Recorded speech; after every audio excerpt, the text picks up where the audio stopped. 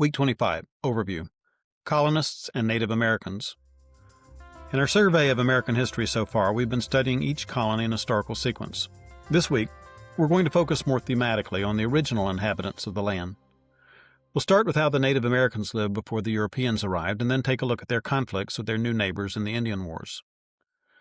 Let's start back in Europe, however. We need to look in on the aftermath of absolutism. Louis XIV, the Sun King of France, has died. How has Europe changed as a result? There's a big change in Britain in 1714. A new king who couldn't speak English. Strange? Well, it makes sense in context. The Puritan Parliament had executed their king, Charles I, in 1649. He seemed overly sympathetic to Catholics. A later Parliament invited foreign armies to drive out an openly Catholic James II in 1688. They put his married Protestant daughter, Princess Mary, on the throne, together with her husband, William of Orange. When they died, Mary's sister Anne took over, and when she died without any children, the most obvious heir to the throne was Mary and Anne's half-brother James. He had been that little baby whose birth had sparked the Glorious Revolution of 1688, when William and Mary took over the throne without shedding a drop of English blood. But James was yet another Catholic, and Parliament wasn't about to crown him. Parliament chose the nearest Protestant heir they could find, 54-year-old George Ludwig of Hanover. Normally, he would have been about 50th in line for the throne, but Parliament's act of succession had made his mother heir after Anne. When she died, George became the next king. Let's sum up what all this means for English-speaking peoples. While France was experimenting with the new idea of absolute monarchy, Britain chopped off the head of one king, Charles II, gloriously revolted against another, James II, and brought in a German rather than let James III take over the throne. All this was done in the name of English liberty. In context, you can see why the American colonists of 1776 thought they had the right, even the duty, to fight for their liberties. As England was proving that the people, not the crown, determined who ruled, most European nations were still heading the other direction. Russia's Tsar, Peter the Great, was an absolute monarch. He reigned from 1682 to 1725, and he did his best to bring Russia out of the Middle Ages into modernity. Peter had sailed with the English Navy to learn the latest techniques, and he built the Russian Navy practically from scratch. He revamped the army and used it to push west. Russia's ancient capital was Moscow, deep in the heart of Russia, but Peter built a new capital on the Baltic Sea, on the western edge of his domains. St. Petersburg, his new city, was western, too, self-consciously modeled after the capitals of Europe. Peter saw himself as modern and Western, but he lived at a time when modern and Western meant Louis XIV, the Sun King. Peter was an absolute autocrat who imposed his ruthless will on everyone around him. That's enough of Europe for now. Let's get back to North America and the native peoples who were there before the white men came. The New World's a big place, and there were many native tribes which were very different from one another. We've touched on the peoples of South and Central America in previous weeks, the Maya in Year 1, and the Aztecs and Incas in our last unit. We can divide the North American tribes up by geography. The Indians of the Northeast lived one way, the Plains Indians lived another. The people in the Southwest built pueblos, and the Northwest natives carved totem poles. Geography shaped the lifestyle of each tribe. This week, we'll focus on the tribes the English settlers first encountered, in the Northeast and Southeast. The Northeast tribes lived in one vast forest that stretched from the Canadian tundra to the Great Plains. Many of the Northeast tribes spoke some dialect of the Iroquois language.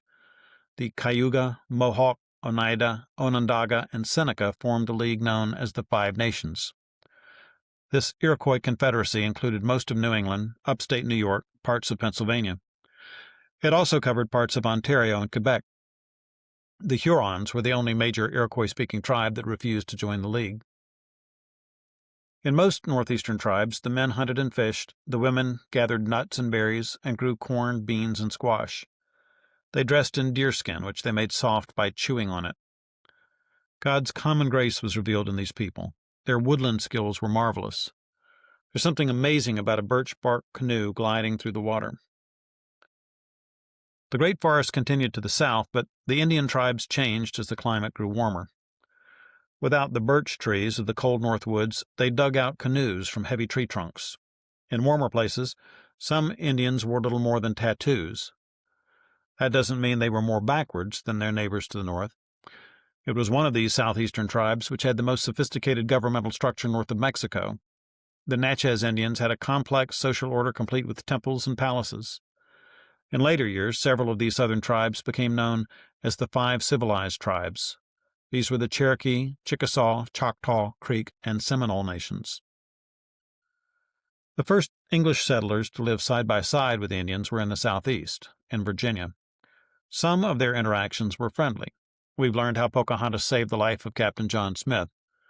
But the tribes under Chief Powhatan were strong and hostile, and the settlers at Jamestown weren't exactly rich in people skills. Captain John Smith was a capable soldier who kept the natives at bay, but after he had to leave Virginia, Jamestown was almost annihilated by attacks from the 30 tribes that Powhatan led. The Indians to the north started off with better relations with the settlers. We've already seen how Squanto saved the Pilgrims from starvation in their first year at Plymouth. That settlement enjoyed peaceful relations with the neighboring Wampanoag tribe for more than 50 years, but the Puritans who settled Massachusetts Bay to the north of them had more trouble. Conflicts over land erupted between the Puritans and the powerful Pequot tribe in the 1630s, which resulted in the Pequot War of 1637. The Puritans allied themselves with the Pequot's traditional enemies, the Narragansett tribe, to achieve victory. The peace between the Wampanoag and the Plymouth colony lasted 50 years, but it came under increasing pressure over time and then broke down completely when Plymouth authorities executed 3 Wampanoag men for murdering an Indian who had become a Christian. Fighting began in 1675 and spread across New England. Metacom, the son of old Chief Massasoit, had been agitating for the complete extermination of the English settlers, who knew him as King Philip. He formed an alliance with the Narragansett tribe, who fought against the English this time. The natives battled colonists across New England in what was known as King Philip's War, which, given the English population at the time, was one of the most devastating wars in America's history.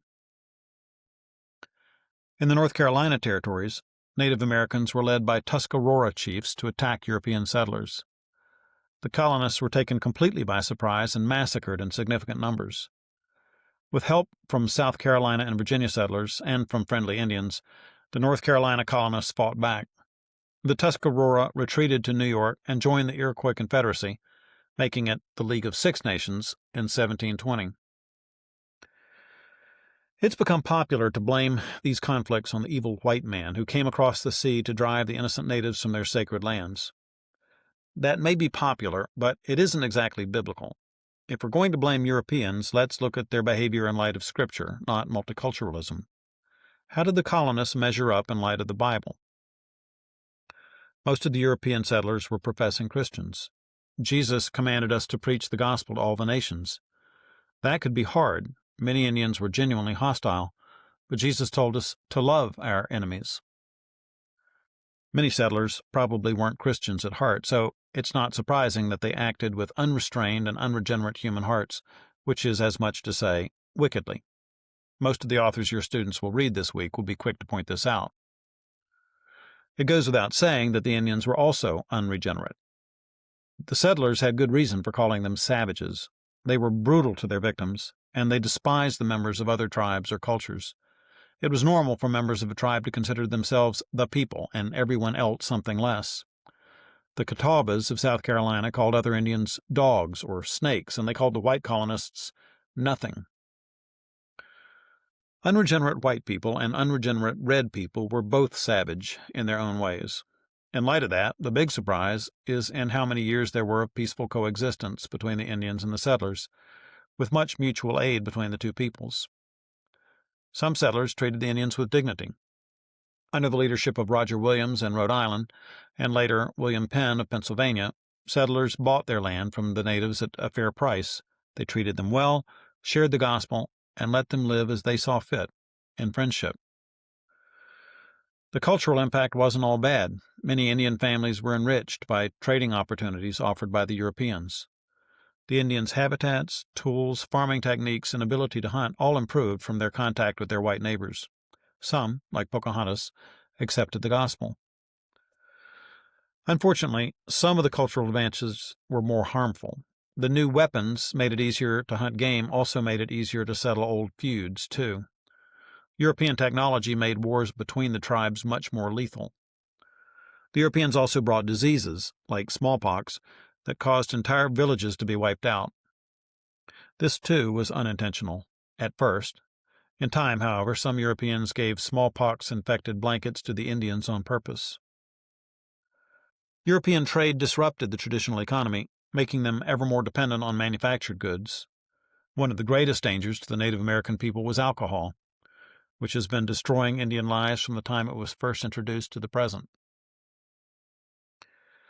Ephesians 5:18 says, "Do not get drunk with wine, for that is debauchery, but be filled with the Spirit." The most important thing the Europeans brought the natives was the gospel, which was often well received. Christian missionaries made sincere, even heroic, attempts to bring the gospel to Native Americans. John Eliot and experienced Mayhew gave their lives to bring the gospel to Indians in their own language. John Eliot led the missionary effort to the Massachusetts Indians for nearly 60 years, from 1631 to 1690. After learning their language, he created an alphabet for Algonquian and translated the Bible. Eliot's Algonquian Bible was the first Bible printed in America. Eliot led an effort to give praying Indian converts their own self-governing towns. His model settlement was Natick. Here, Native Americans dressed, worshipped, and farmed as Englishmen, and women did in nearby settlements in New England. Eliot's mission to the Indians suffered a disastrous setback during King Philip's War. The colonists were understandably mistrustful of all Native Americans, even praying Indians. Eliot asked the General Court of New England for help. The court sequestered the praying Indians on Deer Island as winter approached.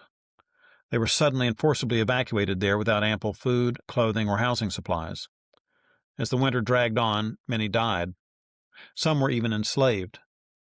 After the war, many praying Indians were dead, many had lost their faith in Christ, and a few returned to their ruined settlements and attempted to rebuild their lives.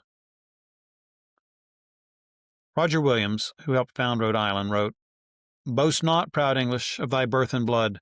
Thy brother Indian is by birth as good. Of one blood God made him, and thee, and all, as wise, as fair, as strong, as personal." As we have learned so far in our study of world history, no human society is without sin, or perfect in all its ways. All have strengths and weaknesses because all have been ordained by God for a time and for a purpose. Help your children keep an eternal perspective on what they read this week. We should grieve when men act wickedly, but also rejoice that a good God was working all things together for His purposes, which are always perfect.